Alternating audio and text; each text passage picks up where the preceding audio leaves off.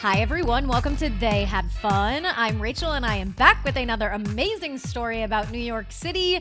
And last week, I put out the call to you for us to do the little inverse, reverse, I'm not sure, but asking you to give me your recommendations in New York City. And you guys delivered. It was so great. I loved hearing from people. I loved hearing your recommendations, what you've been doing that you've enjoyed. A lot of things, it was like restaurants, bars, activities. But I loved seeing things that I've been meaning to do that have been on my list. I just haven't crossed them off yet. You know, it's always too much. So it was good to get kind of like those reinforcements. Go check them out.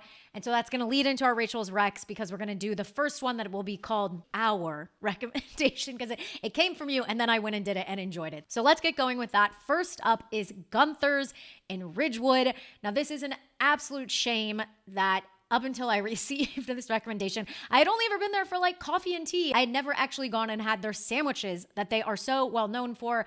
Obviously, I put an end to that this week. I marched myself over to Gunther's and I got an absolutely wonderful vegan sandwich. Now, they have all sorts of things, but you know I'm the veg. So the one I got had roasted mushrooms, olive tapenade, hummus, peppers, all sorts of good stuff. It was so delicious. You know, it came out like that crispy bread where you just can tell they grilled it so well. Not super expensive. It's just a great spot. Little small. You can sit outside. You can sit inside. And recently we had friends who were in town and they went there and they actually, like verbatim in quotes, told me best breakfast sandwiches they've ever had in their entire life. So that is like the caliber of food we are working with at Gunther's. So it's on Seneca Ave in Ridgewood. Go check it out. You're going to get some delicious sandwiches. They also have soups. You can just go in there and get coffee and tea like I have done several times. But I'm highly recommending you go check out some of the sandwiches. So go to Gunther's. Let's get into our second Rachel's Recs. Now, this is mine, and I had to call an audible, okay? I had a completely different one ready to go, had it all planned out, and then I was alerted in my group chat with my girlfriends that this weekend is the final rub ever. So the rub that has been featured on They Had Fun frequently. I used to party there when I was younger. We've had the most fun someone has ever had. We've had Renan, who was the door person there forever. The rub is a New York City staple. Well, anyways, they're doing their last one this Saturday in Gowanus at the Bell House. It also is their 21st anniversary. This party is going to be exceptional. I know it. I promise you. I just know. And if you've never gone and you've heard these stories and you've wanted to check it out, or you want to dance your ass off and be sweaty in a room with a bunch of people, this is your opportunity. It is such a fun party. The DJs are always excellent. I'm sure they're going to bring it this weekend, like no doubt. I'm going to try and go. I hope I can make it like a dumb New Yorker. I have a fully packed schedule this weekend, but I'm hoping that I can make it down there after some things I have Saturday night. Go to the rub. Go dance your ass off. This might be your last time ever to do this. Okay. Those are Rachel's Recs. Go eat some sandwiches. Go dance in Brooklyn. That's it, guys. Okay, let's get on to our episode for this week. I am very excited. We have a little trick up our sleeve here. You will see why in just a minute. But my guest happens to be a friend of mine for a very long time. And like many New Yorkers, as we have tend to see on this show, he has a lot of titles, and some of which are art historian, writer. He just got his PhD. I'm sure he's not going to like that I bragged about that. He is a skateboarder, and in regards to that, he has a new series out on Thrasher's YouTube channel, so make sure you check it out. I will link it in the show notes. Please welcome to the show, Ted Barrow. Hi, Rachel. How's it going? Happy to be here. It's going great. And it is now where I have to let all the audience know, I think you may be the first guest I've ever had who doesn't actually live in New York City anymore. I still think like I live in New York City. That's what's most important. And that sounds like such a New Yorker personality. It's like, no. I still know that I'm a New Yorker. But yeah, I mean, you're in San Francisco now, but you still have a love for this city. Yeah. And as I was saying, we're friends. When I told you about the show, you were like, I need to be on this show. Yeah. I'm like any person who spent a significant amount of time in New York. And for me, it's 18 years. So that's like oh my gosh, more than I've lived anywhere else. I hope it left its indelible mark on me, and I will forever be negatively comparing wherever else I am to it. That's exactly what I need to hear. That's exactly what everyone of the show needs to hear. And I think, like you said, 18 years, honorary New Yorker forever, right? I think we could say that. I hope so. Yeah, I'd like to think so. I feel like everyone who comes to New York just has this personality of like, there's so many titles they have for themselves. Like some people are like, oh, I work in law and I'm also like a sommelier on the side or something like that. And I feel like you have a bit of that in your bio. You're getting your PhD, you work in art history. You are this almost like, can we say like world famous skateboarder? I don't know. We can say all sorts of things. You're a writer. In some sordid worlds, I am. Yeah. But right now I'm finishing my PhD and I do a lot of skateboarding related projects. I didn't grow up in New York. I grew up in Austin, Texas. And growing up as a skateboarder in the 90s, you were not cool at all.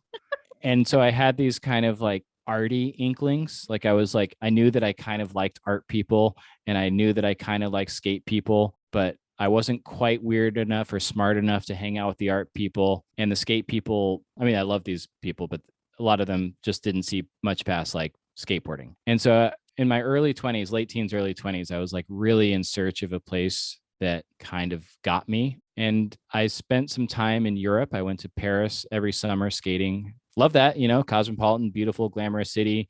And I even tried living in Paris. And the week before I moved to Paris for what I thought was going to be a permanent life-changing thing, I spent a week in New York and I was like, oh shit, this is way better.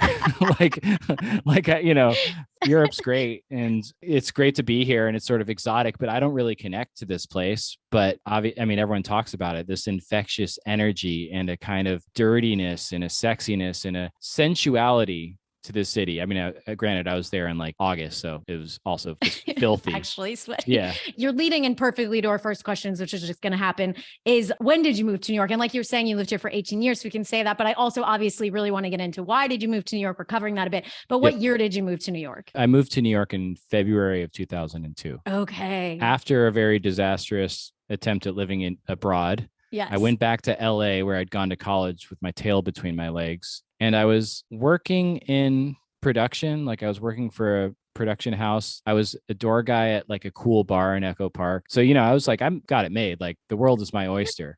Probably in my head, I'm like as attractive as I'll ever be. And I kind of knew that LA wasn't it for me at the time. At this point, I hate France. Where could I go?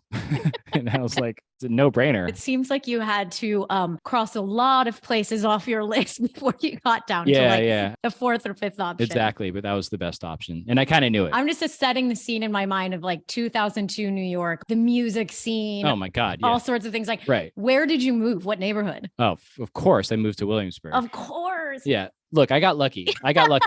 Because in my wanderlust of like the fall of 2001, it's Vice magazine, it's the Strokes, it's all the Rapture, it's all these bands coming too. I mean, let's just acknowledge that this is right after September 11th, of course. And there's like obviously a dark time globally, culturally for everyone, particularly New York, but it also for people that were fans of the idea of New York, it was a time to really care about it and to really give a shit in a weird way. And I had a group of friends who were from New York, and that's who I shacked up with. They all had apartments in the East Village of Williamsburg. So they were like way hipper than me, like they had the like wannabe Strokes outfit with the blazer and a leather jacket and the Chuck Taylors and the skinny jeans. Like I can just see it perfectly. Yeah. I can see it. So did you just like couch surf for a little while or like what? I love to talk to people about their first apartment. So I had a place set up. I sold my car, wasn't going to need a car. So I had a few $1,000s set aside. And there was one option on Marcy between Hope and Grand. And so I was right across from the on-ramp to the BQE. Beautiful neighborhood. Had holes in the floor, rats, just raw brick. You'd say it was exposed brick, but it was crumbling and it wasn't sealed. Conveniently, if I ever lost my keys, I could walk through the salsa bar on the ground floor of the building at the end of my row, go out the back, climb up the fire escape, cross the roofs, go down the fire escape, and then get in through my kitchen window. Oh my gosh. I had such a similar thing at my apartment on Lorimer. Yeah. It's like, should you be worried about it? Maybe, but it was the same thing. If I ever got locked out, I knew I could go down up to the one above me, climb up on top of the roof, come back down our fire escape and climb in through our window, which is really scary when you think about it. Okay. But what did you pay for the pleasure of this phenomenal apartment with crumbling walls and holes in the floor? $650, split it with my roommate. And admittedly, I didn't have a bedroom. My bedroom was the hallway, but it still felt exuberantly lavish. This is the second time we've had a hallway bedroom on the headphones. Oh, yeah. So it's perfect. Okay. So you're here in 2002. You've kind of crossed all these other cities off your list. And we sort of got to it a little bit, but why did you move to New York? It sounded like you tried these other places, you came here and the energy maybe, or feel free to extrapolate. Yeah, it was, I just knew that there were probably more opportunities for someone like me there than anywhere else. Mhm. And it seemed to me that there was this fusion between the art world and the kind of music world and the skateboarding world that was very unique to New York, probably still is, especially at that time when you didn't have things like the internet to like find your little community. You had to go to places. God, I sound like such an old head. No, it's just true though. Like you couldn't just be like, Yeah. who's this band? And 4 seconds later, look them up on Spotify, like Yeah. it was that. I mean, we're somewhat similar in age and that was the truth. And I remember like having to go out and hunt down CDs or things like that. So no, you don't sound old. It's just the truth of what it was like. Yeah. So it was partly that. It was also just I was sick of having a car. Like having a car in LA fucking sucks. I want to live how I lived in Europe when I would travel, which was just like skate, take the subway, walk. And I think that is one of the most important things about a place like New York. You have to walk and you have to see people face to face. People are aggressively courteous in New York in a way that I've never seen anywhere else. And by courtesy, I mean like knowing how to move around other people. I totally agree with you. It's something that we've talked about a lot on this show. And it's something that I quite love about being here. We always say people think New Yorkers are the rudest. They're obviously not. But I always think about, I'm like, I love that everyone is in such a rush and everyone's on board with it. Yeah. And if you're not on board, you're the problem. And that just so feeds into my type of energy and like obsession with moving. Yeah. You either play the game or you don't, but that's what you got to do. It's a beautiful dance in New York City. It truly is. Oh my gosh. We completely went over the fact that you worked at the Rusty Knot, which is also cool. Okay. So actually what happened was I wanted to work in the arts. I would do an internship for a summer and I'd work for like some weird 80s Coke dinosaur in Soho, like artist assistant type deal. Like here's this isn't the story, but this is a story. Okay. My first summer, I started working for this. I won't name him because I'm sure he's still alive. He's definitely listening to this. So let's just call him like a Hamptons art guy that had a giant studio complex on West Broadway in Grand. I was running errands for him. He was paying me $150 a day, and that's great. Yeah. Work for him a week. I got my rent and food paid, but it was like really ridiculous things, like just taking like flowers over to his girlfriend's loft in the West Village and stuff like that, and like stuff you do without a cell phone, without smartphones. Like this whole like service economy that like people like me lived for. Anyway, this one week I show up to work. I've been partying with them the night before. I was hungover, but like whatever. And there are these guys. They look like finance guys. They like have cigars and like white hats and very preppy. I walk up and I'm like, hey, blank, like, how's it going? And he's like, hey, this is like, oh yeah, hey, I gotta introduce you to the crew, man. Like this is Ted. He's working for me. He's great. He's an art historian. And the guy looks at me and he's like, what's your name, man? And I'm like, Ted. He's like, this is your last fucking day, so I hope you enjoy it. What? And I got fired. And I'm like, oh, cool. What? Yeah. Immediately, it's like 10:30 in the morning. I already got fired. Wait, why? I don't understand. Actually, what happened was I walked down and I was like, I think I just got fired. And like one of my former studio assistant mates is like, oh yeah, that happens. Those are like the finance guys. Listen, don't take it personally. Like they're the partners and this place is losing money and they're just protecting like blank from himself. Oh, okay. And so like I bounce, like it's a beautiful day. I'm gonna go skate. And I see him on my way up and he's like, hey, don't worry, like come back later. Come back in a month. I got you. If you ever need work, man, you were great. So I'm cool. I go off and go camping in France, come back. It's September. That whole place has like an orange sticker on it. It's been seized by the city. Yeah, it's been liquidated. So I was doing stuff like that. That's just an example of like the sort of work I would do those first few years where I'd be like, oh, this is kind of great. I'm learning about the art world, all this fun stuff. And then I'd hit a wall or like get fired. After a while, I figured out that probably working in a bar was my best bet because, you could work 2 or 3 nights a week. You could make $1,000 cash and you had plenty of time, in my case, to skate or go to the museums or do research or whatever. Work on your passion. Yeah. I mean, I think that's like what everyone does for years. And like, kind of that service industry holds up those people, like whether it's an actor or an artist or a comedian or whatever your passion project is, woodworker, that is an option for you here. Yeah, exactly. Okay, well, considering that you love the city so much, you moved here in 2002, you had a lot of great experiences, all of these wonderful things, we have gotten to the most important question of the show, and that is, Ted, what is the most fun you've ever had in New York City? So there's this thing in skateboarding, you know, how skateboarders have like little phrases for things that make no sense to anyone else. Like Ollie, I don't know. Kind of that. Yeah. But like within skateboarding, there's this thing called the Philly step. Okay. Do you know what a Philly step is? Of course not. I'm not. No. Okay. Right. For some reason, Philadelphia has a surplus of like 3 or 4 stair high stepped stoops in front of their row houses. Okay. They don't have handrails on the sides. And so that makes them unique. New York doesn't have a lot of Philly steps, but I found a Philly step on Hester Street between Orchard and Ludlow in like 2002. First year, I was like, New York City is the best. There's even a Philly step here. And at this time, you know, I mean, that's Chinatown. That wasn't like Dime Square. That wasn't like, there was nothing happening in 2002. I mean, there was plenty of stuff happening in Chinatown in 2002, but like there weren't any bars, there weren't any restaurants, there weren't any places where people went. Yeah, not the same as happening now. Yes. Exactly. So I remember seeing that and realizing that none of my friends who skated in New York had probably skated this thing. So I took my friend Yuri from Tompkins there to shoot a photo. So I shoot a couple photos with her and it's crowded. And I don't really think much of it. Like I leave a few weeks later, I'm going with some friends to skating around downtown, Lower Manhattan. And on our way back up after Canal, I'm like, dude, let's go skate this Philly step on Hester Street. What's like people's like just hearing you say like there aren't allowed in New York? Like when you say that, are people like, oh, you found a Philly step? Or are they like, okay, yeah. Absolutely. Yes. Okay. So anyway, I take my crew there and there's probably like 10 of us, you know, there's a filmer, there's a photographer, my friend Tino's there. So we're skating, it's busy. And there's people like, you know, there's a laundromat right next to this spot. This is the entrance to an apartment building. This is what I love about New York is that 95% of the time, no one's going to fuck with you if you're skating.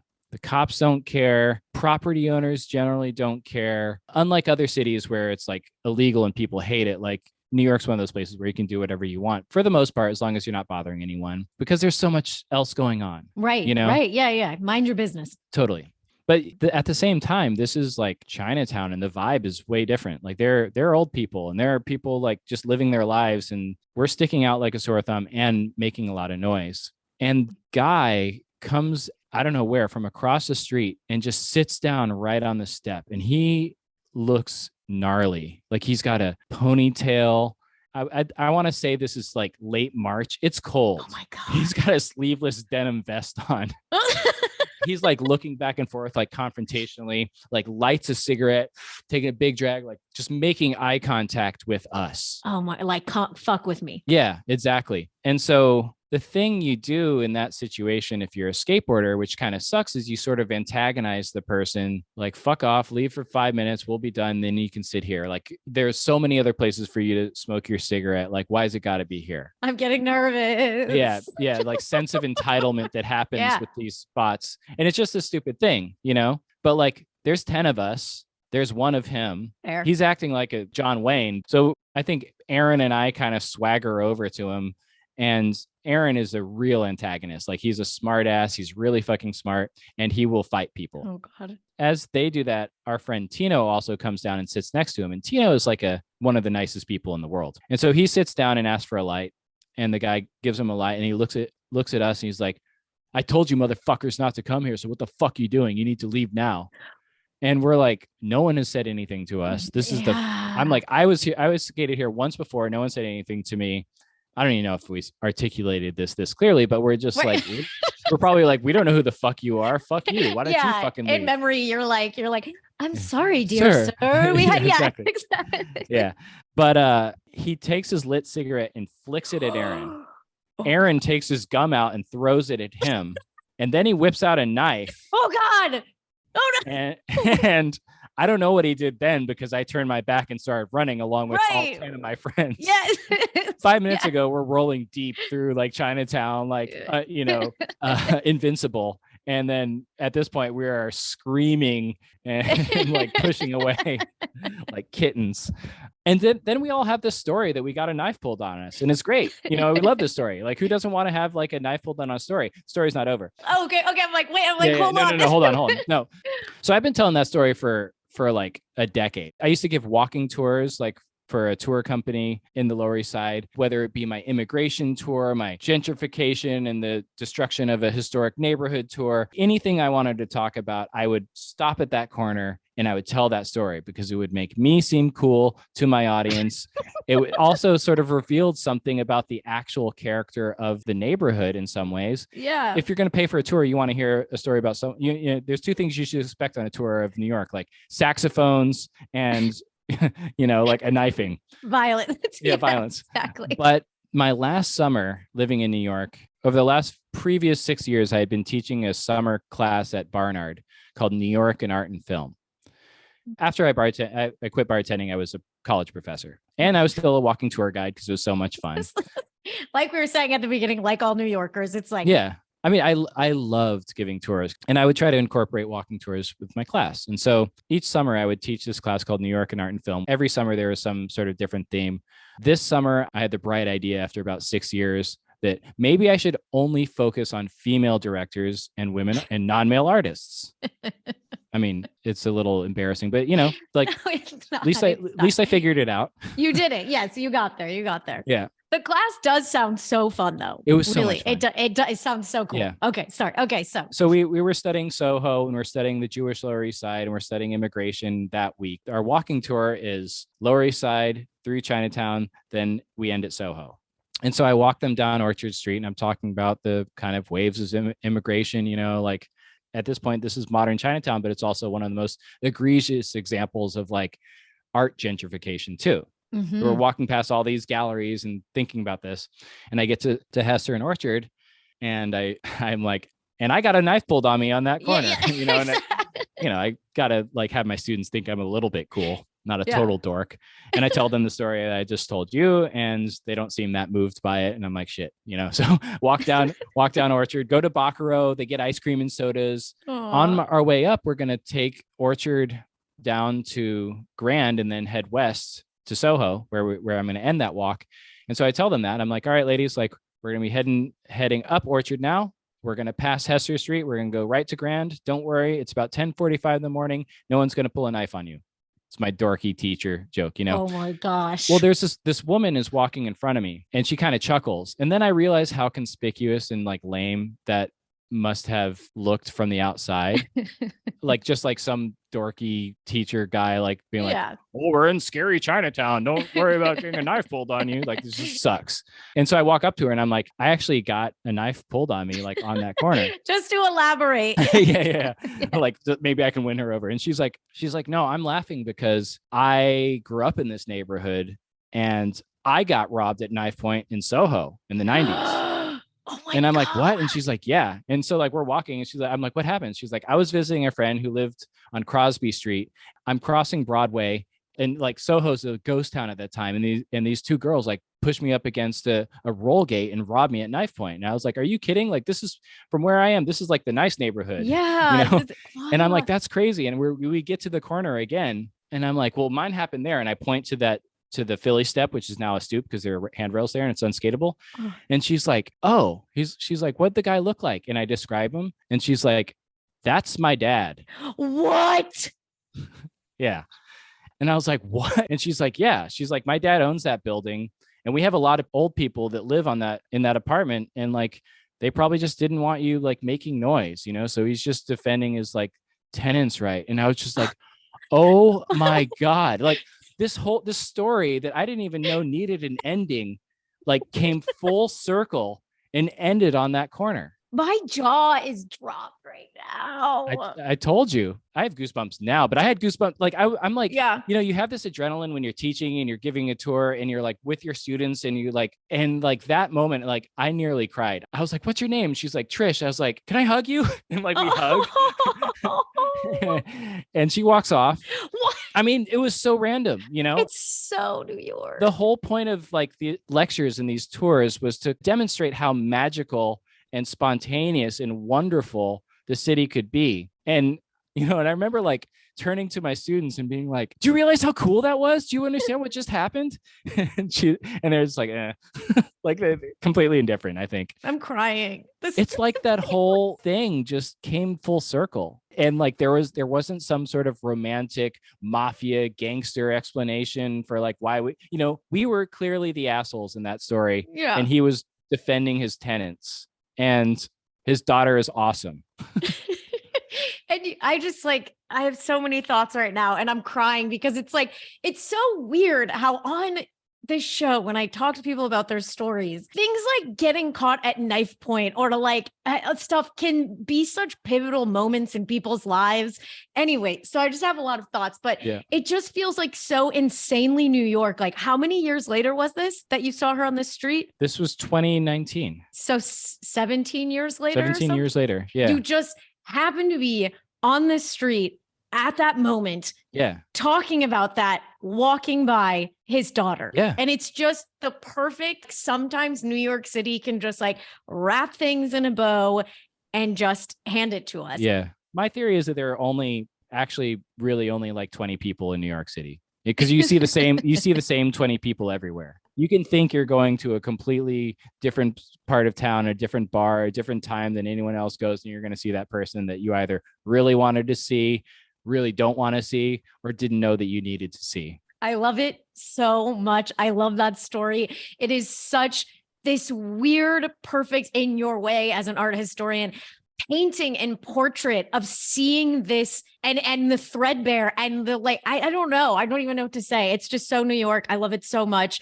There's so many details, and it went on for 17 years to become a story you thought was good is now life-changing and great. And now you can tell this one. Yeah, it was just one of those ones where, like, without knowing it, when I first moved to New York, I wanted to have the sort of life that would lead to a situation like that, where I could be not only like a professor and hopefully a mentor, but also like an entertaining tour guide and weird character, like skateboarding. And I guess my passion for teaching and art and history or whatever, like they coalesced right there on that street corner for me. It's so beautiful. The other thing is things like that happen every day to everyone in New York. Yeah, those kind of things do happen every day. And that's what makes the city so fucking great. I agreed. To me, it's a great story to hear, and I love it. And it's poignant, and it's weirdly emotional and funny and all of these things. But it's like, yeah, we can talk to a bunch of other people who've had something like that.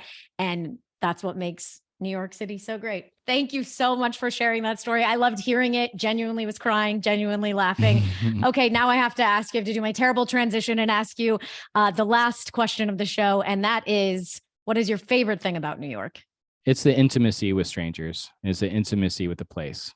Meaning that when I left on February 15th, 2020.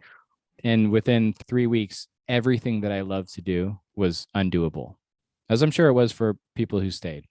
I loved being on the subway. I loved being close to people. I loved that you just had to share space and make room for other people. I loved accidental contact, that your sense of physical space was mental. It couldn't be physical, because you cannot survive in that city if you're not prepared to like be up against someone else, a complete stranger. I think that's how humanity is supposed to be. I think exactly what you're saying is so beautiful. I mean, who knew you were such a romantic at heart here, of like the way you're saying all of this? It's very poetic and beautiful. And I think that's it. I think that not everyone loves that about New York. It's a thing that keeps people away. And I love that about New York, of just, you are constantly surrounded by people. And at times it can be hard, but it's so, so interesting and rewarding. And yeah, I agree with you. I think it's a great answer. Where else can you find that? Nowhere. And that's why we have this podcast. So Right. Appreciate it. Thank you so much for being on. Thank you for telling that wonderful story. Yeah. No, my pleasure. Thank you, Rachel. Thank you for loving New York so much. I think now I'm going to go ahead and try to convince you to move back as often as possible. Okay. I don't need much convincing, but I appreciate that. Most importantly, thanks, New York. They had fun. Thank you, New York.